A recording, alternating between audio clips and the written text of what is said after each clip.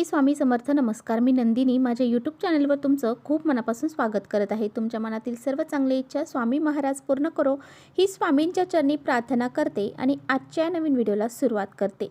तर येत्या 10 जानेवारीला म्हणजेच उद्या शुक्रवारी आलेली आहे पौष महिन्यातील शुक्ल पक्षातील पुत्रदा एकादशी. तर प्रत्येक महिन्यामध्ये 2 एकादशी येतात. एक कृष्ण पक्षामध्ये येते आणि एक शुक्ल पक्षामध्ये येते. तर प्रत्येक एकादशीचं महत्त्व हे देखील वेगवेगळं असतं. तर पुत्रदा एकादशी जी आहे तर ती संतान प्राप्तीसाठी केली जाते. त्याचबरोबर मुलांची प्रगती व्हावी, मुलांच्या उज्ज्वल भवितव्य चांगलं व्हावं यासाठी ह्या एकादशीचं व्रत ही प्रत्येक आई ही करत असते. पुत्रदा एकादशीच्या दिवशी भगवान श्री हरी विष्णू आणि माता लक्ष्मी यांची एकत्रित पूजा ही केली जाते. भगवान श्री हरी विष्णूंचं रूप असणारं बाळकृष्ण जे आहे तर त्यांची पूजा या दिवशी केली जाते. जी व्यक्ती श्रद्धेने आणि भावनेने अगदी मनापासून ह्या पुत्रदा एकादशीचं व्रत करते त्यांच्यावरती भगवान श्री हरी विष्णू आणि माता लक्ष्मी हे प्रसन्न होतात आणि त्यांच्या घरामध्ये कधीही सुख, शांती, समृद्धी, ऐश्वर्य कमी पडत नाही. तर पहा, या व्रतासोबतच काही प्रभावी उपाय देखील घरामध्ये केले जातात. तर आजच्या व्हिडिओमध्ये मी तुम्हाला अतिशय प्रभावशाली उपाय सांगणार आहे. तर पिंपळाच्या झाडाला आपल्याला ही एक वस्तू अर्पण करायची आहे. आता पहा, पिंपळाच्या झाडाला जर आपण ह्या एकादशीच्या दिवशी ही एक वस्तू अर्पण केली तर आपल्यावरती जर करोडोचं कर्ज असेल ते सुद्धा फिटण्यास मदत होते. आपल्याला धनलाभ होतो आणि आपली कितीही कठीणातील कठीण इच्छा असू द्या ती पूर्ण झाल्याशिवाय राहत नाही. असा हा अत्यंत प्रभावशाली उपाय आहे. हा उपाय कसा करायचा आहे याबद्दलची संपूर्ण माहिती आजच्या व्हिडिओमध्ये आपण जाणून घेणार आहोत. त्यामुळे तुम्ही कुठे व्हिडिओ स्किप न करता शेवटपर्यंत नक्की बघा, जेणेकरून तुमच्यापर्यंत योग्य ती माहिती पोहोचेल. आपल्या चॅनलवर जर नवीन असाल तर चॅनलला सबस्क्राईब करा आणि असेच नवनवीन माहितीपूर्ण व्हिडिओ पाहण्यासाठी बेल आयकॉनलाही प्रेस करा. म्हणजे मी जेव्हा कधी नवीन व्हिडिओ अपलोड करेन त्याचं नोटिफिकेशन सर्वात अगोदर तुम्हाला भेटेल आणि तुम्ही एकही व्हिडिओ मिस करणार नाही. त्याचबरोबर कमेंट्समध्ये ओम नमो भगवते वासुदेवाय नमः हे लिहायला अजिबात विसरू नका. व्हिडिओ माहितीपूर्ण वाटला तर आपल्या मित्रपरिवारांसोबत नक्की शेअर करा. तर आजच्या व्हिडिओमध्ये जो काही उपाय सांगणार आहे तर हा उपाय तुम्ही उद्या सकाळी केला तरी चालेल किंवा संध्याकाळी केला तरी सुद्धा चालेल. तर तुम्ही हा उपाय सकाळी करणार असाल तर तुम्हाला हा उपाय सकाळी 9:30च्या आतच करायचा आहे. आणि जर हा उपाय तुम्ही सायंकाळी करणार असाल तर सायंकाळी 6 वाजल्यापासून ते 9:30 वाजेपर्यंत तुम्ही हा उपाय करू शकता. आपल्या सर्वांनाच माहीत आहे पिंपळ वृक्ष म्हणजेच भगवान श्री हरी विष्णूंचे एक स्वरूप मानले जाते. धार्मिक दृष्ट्या पिंपळ वृक्षाला अतिशय महत्त्व दिलं जातं. या झाडाच्या पानांमध्ये माता लक्ष्मी वास करते आणि त्या झाडामध्ये स्वतः श्रीकृष्ण वास करतात. पिंपळ वृक्षाची एकादशीच्या दिवशी पूजा केल्याने प्रखर पितृदोष हा दूर होऊन जातो. तर तुमच्या घरामध्ये सतत आर्थिक समस्या जाणवत आहेत, पैशांच्या अडचणी तुम्हाला येत आहे, पैसा घरात आला तो कोणत्या ना कोणत्या मार्गाने घरातून बाहेर निघून जात असेल, तुमच्यावरती खूप सारं कर्ज झालेलं असेल, त्याचबरोबर तुम्ही खूप कष्ट आणि मेहनत करत आहात परंतु तुमच्या कष्टाला मेहनतीला योग्य तो मोबदला प्राप्त होत नाही. सारखे कष्ट करून तुमची जी काही इच्छा आहे तर ती सुद्धा पूर्ण होत नाही. तर अशा वेळेस हा उपाय आहे ना तर तो तुम्ही आवर्जून करा. तर पहा, हा उपाय करण्यासाठी तुम्हाला थोडंसं गव्हाचं कणिक जे असतं तर ते मळायचं आहे आणि त्याचा एक दिवा तुम्हाला तयार करायचा आहे. कणिक मळत असताना तुम्हाला त्यामध्ये मीठ घालायचं नाही परंतु त्यामध्ये तुम्हाला हळद घालायची आहे.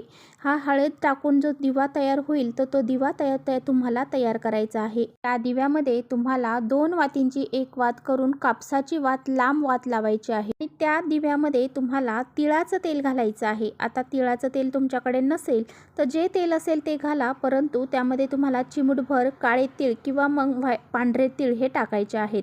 त्यानंतर एक ताट तुम्हाला घ्यायचं आहे आणि त्या ताटामध्ये हा दिवा तुम्हाला ठेवायचा आहे. त्याचबरोबर तुम्हाला थोडीशी हळद एका वाटीमध्ये घ्यायची आहे, ती सुद्धा त्या ताटामध्ये तुम्हाला ठेवायची आहे. त्याचबरोबर एका वाटीमध्ये तुम्हाला 7 प्रकारचं धान्य घ्यायचं आहे.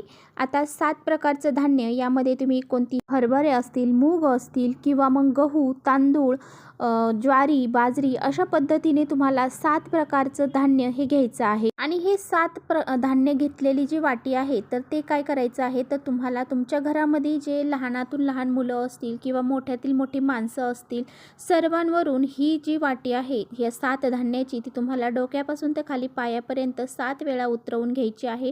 त्यांना पूर्व पश्चिम असं बसवायचं आहे आणि त्यानंतर ही उतरवून घ्यायची आहे. लहान मुलं जे असतात तर ते खूप चिडचिडेपणा करतात, हट्टीपणा करतात, ऐकत नाही, अभ्यास करत नाही, त्यांना सतत कुणाची नजर लागली जाते, ते सारखे आजारी पडतात. तर अशा मुलांवरून देखील तुम्हाला ह्या 7 वेळा उतरवून घ्यायच्या आहे. घरामध्ये कर्ते पुरुष असतील त्यांच्यावरून उतरवून घ्यायचे आहे. अगदी स्वतःवरून देखील तुम्हाला ह्या ज्या वस्तू आहेत तर त्या 7 वेळा उतरवायच्या आहेत. यानंतर तुम्हाला तुमच्या घराच्या मुख्य दरवाजावरून सुद्धा हे धान्य 7 वेळा उतरवून घ्यायचं आहे. ती वाटी जी आहे तर ती तुम्हाला तुमच्या ताटामध्ये देखील ठेवून द्यायची आहे. आणि त्यानंतर एक तांब्याचा कलश पाण्याने भरून घ्यायचा आहे. या कलशामध्ये तुम्हाला थोडासा गूळ टाकायचा आहे आणि गाईचं कच्चं दूध जे असतं तर ते तुम्हाला थोडंसं 1 चम्मचभर त्या पाण्यामध्ये टाकायचं आहे. ह्या सर्व गोष्टी घेऊन तुम्हाला जायचं आहे तुमच्या घराजवळ असणारं एखादं पिंपळ वृक्षाखाली. आता तिथे गेल्यानंतर सर्वात अगोदर तुम्हाला पिंपळ वृक्षाखाली ही वाटीमध्ये जी हळद घेऊन गेलेला आहे ती थोडीशी टाकायची आहे. त्या हळदीवरती तुम्हाला जो तुम्ही कणकेचा दिवा घेऊन गेलेला आहात तो दिवा ठेवायचा आहे आणि तो दिवा प्रज्वलित करायचा आहे. त्यानंतर झाडाला हळद, कुंकू, अक्षदा, फुले अर्पण करायचे आहेत आणि अगरबत्ती, धूप लावायचे आहे. त्यानंतर पहा, ही हळद ज्यावेळेस तुम्ही घेऊन गेलेला आहात तर ती चिमूटभर हळद हातामध्ये घ्यायची आहे आणि ती हळद ओम नमो भगवते वासुदेवाय नमः हे म्हणत या मंत्राचा जप करत ही हळद तुम्हाला पिंपळ वृक्षाच्या मुळांना अर्पण करायची आहे. असं तुम्हाला 11 वेळा करायचं आहे. 11 वेळा हातामध्ये हळद घ्यायची आहे आणि 11 वेळा ओम नमो भगवते वासुदेवाय नमः या मंत्राचा जप करत ती हळद त्या पिंपळ वृक्षाला अर्पण करायची आहे. यानंतर तुम्हाला हळदीवरती जे पाणी घेऊन गेलेलं आहात तर ते पाणी अर्पण करायचं आहे. त्यानंतर या झाडाला तुम्हाला 11 प्रदक्षिणा घालायच्या आहे. प्रदक्षिणा घालत असताना ओम नमो भगवते वासुदेवाय नमः या मंत्राचा जप करायचा आहे. त्यानंतर तुम्हाला तुमची इच्छा दोन्ही हात जोडून इच्छा व्यक्त करायची आहे. तुमच्यावर एखादं कर्ज आहे ते कर्ज फिटण्यासाठी तुम्हाला प्रार्थना करायची आहे. जर तुमची घरामध्ये आर्थिक समस्या असतील, पैशांच्या अडचणी असतील, लक्ष्मी प्राप्तीसाठी तुम्हाला जर हा उपाय करायचा असेल तर तुम्ही त्याबद्दलची जी इच्छा आहे तर ती तिथे व्यक्त करायची आहे. कोणतीही इच्छा असू दे ती तुम्हाला तिथे व्यक्त करायची आहे. यानंतर तुम्ही जी काही हळद अर्पण केलेली आहे, हळदीवरती पाणी अर्पण केलेलं आहे त्या ठिकाणची थोडीशी माती जी आहे तर ती तुम्हाला घरी घेऊन यायची आहे. एका वाटीमध्ये ठेवायची आहे. दिवसभर तुम्हाला ती घरामध्ये तशीच ठेवायची आहे आणि त्यानंतर दुसऱ्या दिवशी ती माती तुम्हाला तुमच्या तुळशीमध्ये टाकून द्यायची आहे.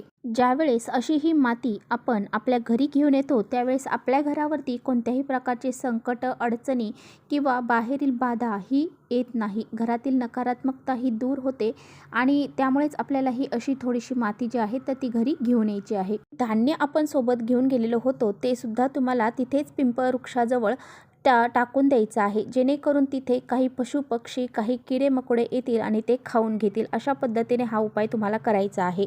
तर चला इथेच थांबवते. माझा व्हिडिओ आवडला असेल तर नक्की लाईक करा. चॅनलवर नवीन असाल तर चॅनलला सबस्क्राईब करा. परत भेटूया अशा छानशा व्हिडिओसोबत. तोपर्यंत श्री स्वामी समर्थ.